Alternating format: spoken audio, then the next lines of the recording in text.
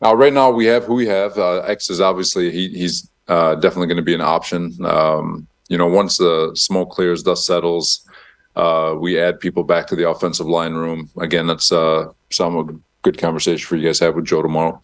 But once everything settles down, thankfully, like I said, we got the extra day. We'll have time to sort it all out.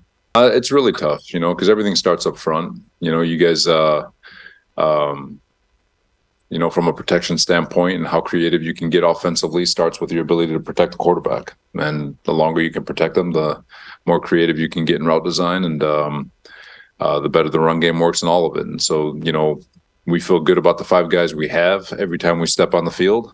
It's just a matter of them getting an opportunity to work together and find that cohesion that we're looking for. So, it's a shame for the 5 linemen that have started for us are on IR now, and but it's just like every other team.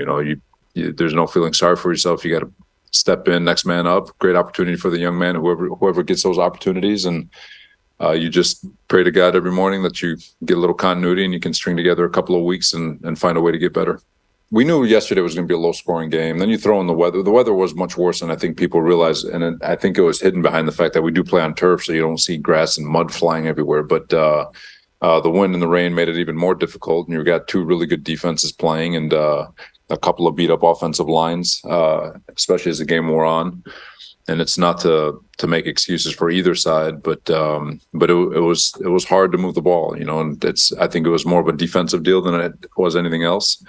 But at the same time, we've from an offensive standpoint, everyone knows the deal. You still got to score points in this league, but the positive thing is that I know we'll be in every game. We're going to fight our tails off. Our defense, our special teams, our kicking game, our run game, all of it's going to tie together. And